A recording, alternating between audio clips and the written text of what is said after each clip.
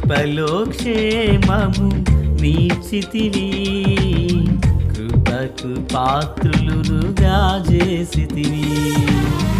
కృపలో క్షేమము నీచితివి, కృపకు పాత్రులుగా చేసితివి.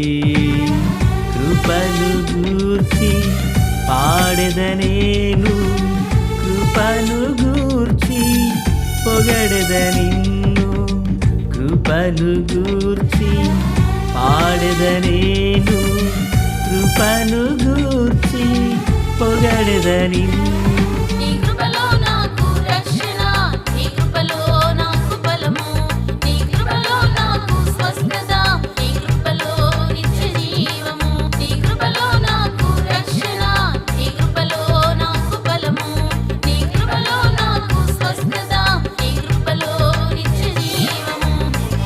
కృపలో క్షేమము నీచితివి, కృపకు పాత్రులుగా చేసితివి. మన ప్రభు అయినటువంటి యేసుక్రీస్తు వారి పరిశుద్ధమైన నామంలో తండ్రి అయిన దేవాది దేవునికి నిత్యము స్తుతియు స్తోత్రములు, మహిమయు ఘనతయు ప్రభావములు యుగయుగములు ప్రభువునకే చెల్లునుగాక. ఆత్మీయులారా, బాగున్నారు కదా? మరో పర్యాయం మనం ఇలాగనే కలిసి దేవుని వాక్యాన్ని ధ్యానం చేటుగాను దేవుడు అనుగ్రహించిన ఈ మంచి తరుణమును బట్టి మనము ప్రభువుని ఎంతగానో స్తుతించి బద్దులమునై ఉన్నాం. దయగలిగిన ఆయన ఆత్మచేత సమభూమి గల దేశమున ప్రభు మనలను నడిపించునుగాక.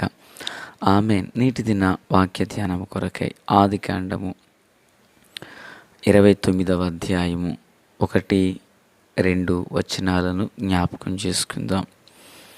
మొదటి వాక్యం, యాకోబు బయలుదేరి తూర్పు జనుల దేశమునకు వెళ్ళెను. ప్రార్థన. తండ్రి దేవా స్తోత్రాలు. చదవబడిన ఈ వాక్యం మీది వినుచున్నవారు మీ వారు ప్రభు, మీ దాసుడనైన నన్ను దర్శించి మేలు చేతయు నింపి ఆదరించి పరిశుద్ధపరచమని వేడుకుంటున్నాను. దైవ కుమారుని సన్నిధి ప్రసన్నత ప్రభావమును అనుగ్రహించండి. మేలుతో నింపండయ్యా. మీ పరలోక హస్తం మాకు తోడు అనుగ్రహించబడునుగాక. శక్తి చేత బలము చేత కానిది మీ ఆత్మ మూలమున జరిగించమని దేవా ఈ వాక్కు చేత మందరితో మాట్లాడండి. మా ప్రియులను దర్శించండి. మీ వాక్యం వెల్లడి అగుటతోనే వెలుగు కలుగునన్న లేఖనం అందరి యందు వర్ధిల్లునుగాక. యేసయ్య మహోన్నతమైన నామంలోనికి ప్రార్థించిన మనవులన్నీ పొందియున్నామని నమ్ముచున్నాము మా పరమ తండ్రి. ఆమేన్. ఆత్మీయులారా, ఈరోజు మనము నేర్చుకొనుచున్న అంశము బావి. బైబిల్ గ్రంథంలో మరి అనేకములైన బావులను గూర్చి ప్రస్తావించబడింది. ఆదికాండం మొదలుకొని ఆయా చోట్ల బావులను గూర్చిన ప్రస్తావన మనము చూడవచ్చు. అయితే యాకోబు తాను పద్దనారానికి కల్దీయకు వెళుచున్న ఆ సమయాన, పద్దనారానికి వెళుచున్న సమయాన మరి బేతేలులో ఆగాడు. దైవ దర్శనం కలిగింది. అక్కడ నుండి బయలుదేరి తూర్పు దేశానికి బయలుదేరి వెళుచున్నాడని వాక్యంలో మనం చూడవచ్చు.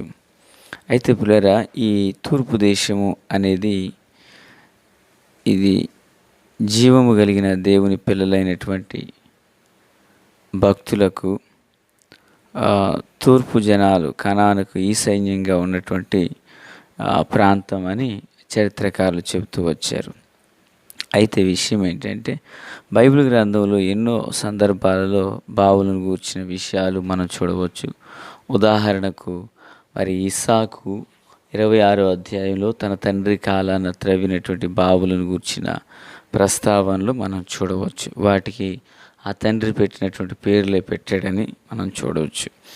ఆ తర్వాత మరి ఇంకను లేఖనాల్లో మనం గమనించినప్పుడు ఆత్మీయులారా, ఆయా సందర్భాలలో ఇది బావిని గూర్చి అని, ఉదాహరణకు నిర్గమాకాండము 2వ అధ్యాయంలో కూడా మోషే మిద్యాను ప్రాంతానికి పారిపోయినప్పుడు ఇత్రో అనబడినటువంటి వారి గొర్రెల మందలు మేపుచున్న షిప్పోరా వాటిని తోలుకొని వచ్చినప్పుడు ఆయన కూడా మందలకు నీళ్లు పెట్టినట్లుగా చూడవచ్చు. అలాగనే మరి న్యాయాధిపతుల పుస్తకంలో 7వ అధ్యాయము, అలాగనే సమూయేలు మొదటి గ్రంథమందు 19వ అధ్యాయము, ప్రియులారా ఇలాగన ఆయా చోట్ల బావులను గూర్చినటువంటి ప్రస్తావన మనము నెహెమ్యా కాలంలో కూడా మనము చూడవచ్చు. అయితే మరి యోబు గ్రంథమందు అలాగనే యోహాను సువార్తలో కూడా బావులను గూర్చినటువంటి ప్రస్తావన మనకు కనిపిస్తుంది. అయితే ప్రియులారా ఒక విషయం ఏంటంటే ఈ బావిని గూర్చి మనము ధ్యానం చేయబోతున్నాం. చూడండి, దైవజనుడు పేతురు గారు రాసినటువంటి 2వ పత్రిక 2వ అధ్యాయం 17వ వాక్యంలో వీరు నీళ్లు లేని బావులు అంటారు. అంటే బావి మనుష్య జీవితానికి కూడా పోల్చబడింది. నా మాట అర్థమవుతుందా పిల్లరా? వీరు నీళ్లు లేని బావులు, పెనుగాలికి కొట్టుకొని పోవు మేఘములనై ఉన్నారు. వీరి కొరకు గాఢాంధకారము భద్రము చేయబడి ఉన్నదని పేతురు రాసిన 2వ పత్రిక 2వ అధ్యాయం 17వ వాక్యంలో మనం చూడవచ్చు. అంటే బావి మానవ జీవితానికి గుర్తుగా ఉంది. ఇది గుర్తుపెట్టుకుందాం. అయితే ఇప్పుడు యాకోబు ఏం చేస్తున్నాడు? తాను తన తండ్రి ఇంటి నుండి బయలుదేరి తాను ఎరుగని ప్రాంతానికి వెళుచున్నాడు. వెళుచుండినటువంటి ఆ సమయంలో ఆత్మీయులారా, వెళ్ళుచుండినటువంటి ఆ సమయంలో తాను ఓ బావి దగ్గరకు వచ్చాడు. ఆ బావి దగ్గర అప్పటికే 3 మందలు పండుకొని ఉన్నాయి అని వాక్యం చూస్తున్నాం. 29:2 అతడు చూచినప్పుడు పొలములో ఒక బావి కనపడను. అక్కడ దాని యొద్ద గొర్రె మందలు 3 పండుకొని ఉండెను. కాపరులు మందలకు ఆ బావి నీళ్లు పెట్టుదురు. ఒక పెద్ద రాయి దాని మీద మూత వేసి ఉండెను. పిల్లరా, గొర్రె మందలు పగలు మేగతం వేసి వాటికి దాహమైనప్పుడు బావి దగ్గరకు వచ్చాయి. ఇప్పుడు వాటి కాపర్లు ఆ బావి ఎలా ఉందంటే మూత వేయబడిన బావి అని చూస్తున్నాం. ప్రియులారా, ఇది మూత వేయబడిన బావి. ఇప్పుడు ఆ బావి మీద మూత దొర్లించి మందలు అన్నీ కూడినప్పుడు, అంటే ఆయా ప్రాంతాల్లో మందలు మేపే వాళ్ళందరూ కూడా మందలను ఒక చోటకి చేర్చిన తర్వాత 1, 2, 3, 4, 5 అలా కలిసి ఆ బావి మీద ఉన్న మూతను ప్రక్కకు దొర్లించి మందలకు నీళ్ళెట్టుకుంటారు. మరలా యథావిధిగా ఏం చేస్తారు? ఆ బావి మీద మూతను కప్పేస్తారు. ఆ మూతను కప్పేస్తారు. ఇప్పుడు జరుగుతున్న విషయం ఏంటంటే యాకోబు ఆ చోటుకు వచ్చేసరికి 3 మందలు పండుకుని ఉన్నాయి అక్కడ. ప్రియులారా, ఎందుకు పండుకున్నాయి? అవి నీళ్ల కొరకు ఎదురు చూస్తున్నాయి. ఆత్మీయుల పాఠం అర్థం చేసుకోండి. అవి నీళ్ల కొరకు ఎదురు చూస్తున్నాయి. మందలు వచ్చినప్పుడు వాటికి వడిగా నీళ్లు తోడి నీళ్లు పోయట్లేదు. అక్కడ బావి మీద మూత వేసేసారు. ప్రియులారా, బావి మూత వేస్తే ఆ మూత తీసేంత వరకు మందలు అక్కడ పండుకుని ఉన్నాయి. మూత వేయబడిన బావి, నీళ్లు లేని బావి 2 ఒకటేగా. మూత వేయబడిన బావి, నీళ్లు లేని బావి 2 ఒకటే. ఎందుకంటే మూత వేయబడిన బావి అనేకులు వచ్చి మూతను తీయాలి. నీళ్లు లేని బావి క్రొత్త జల తగిలేంత వరకు ఉండాలి. ఇప్పుడు ఇక్కడున్న కాపర్లు ఏం చేస్తున్నారంటే ఆ బావి మీదనున్న రాయిని దొర్లించకయే ఉన్నారు. అయితే యాకోబు వారిని అడుగుతున్నాడు, అయ్యా, మీరు హారాను వాడైనటువంటి లాబాను మీకు తెలుసా అని అడిగాడు. అడిగితే వాళ్ళు అన్నారు, అదిగో లాబాను మాకు ఎందుకు తెలీదు, మాకు తెలుసు. లాబాను యొక్క కుమార్తె మందను వెతుకుతూ ఇక్కడ మందను తోలుకుని వస్తుందన్నారు. రాగానే చూశాడు ఆయన, ఆమెను కౌగిలించుకున్నాడు. పిల్లరా, ఇద్దరు ఎలుగెత్తి ఏడ్చారట. అయితే యాకోబు చేసిన పని ఏంటంటే ఆ బావి మీద ఉన్న మూతను దొర్లించి ఆ మందలకు నీళ్లు పెట్టాడు. ప్రియులారా, నీరు అనేది దేవుని వాక్యం.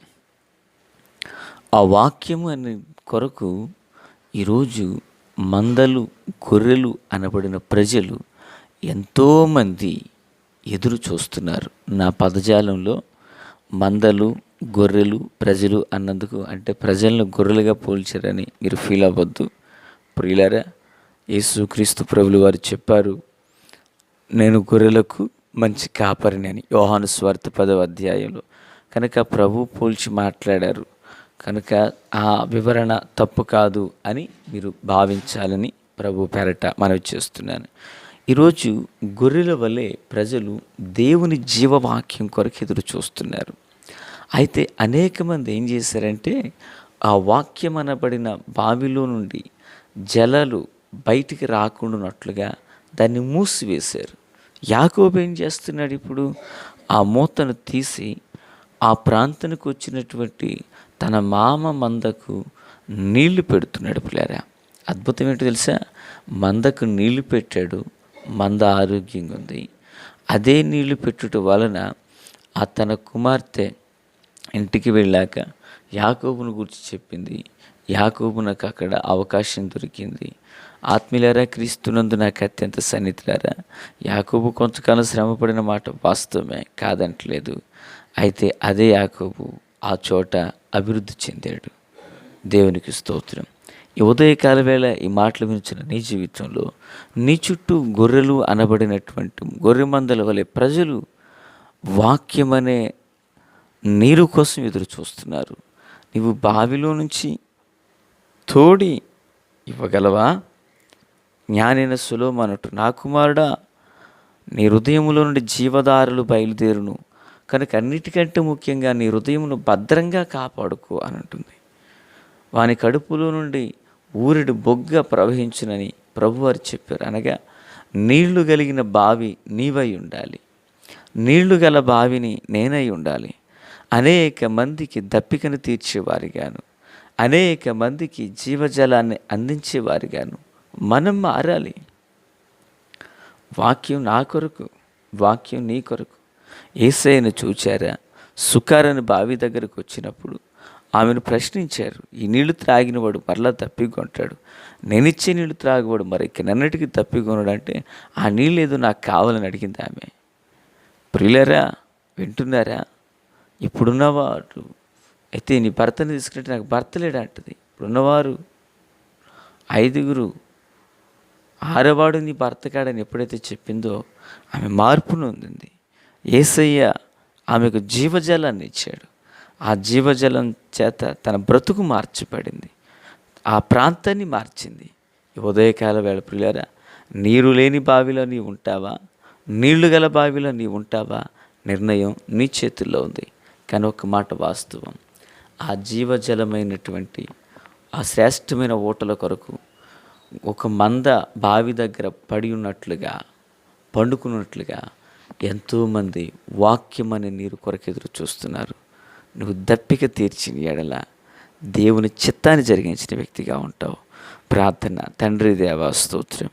మీ దీవెన ఆశీర్వాదం దయచేసి మేలు చేత నింపి నడిపించి రహస్య రాకడ కొరకే సిద్ధం చేయండి. యేసు నామమున ఆమేన్. Praise the lord.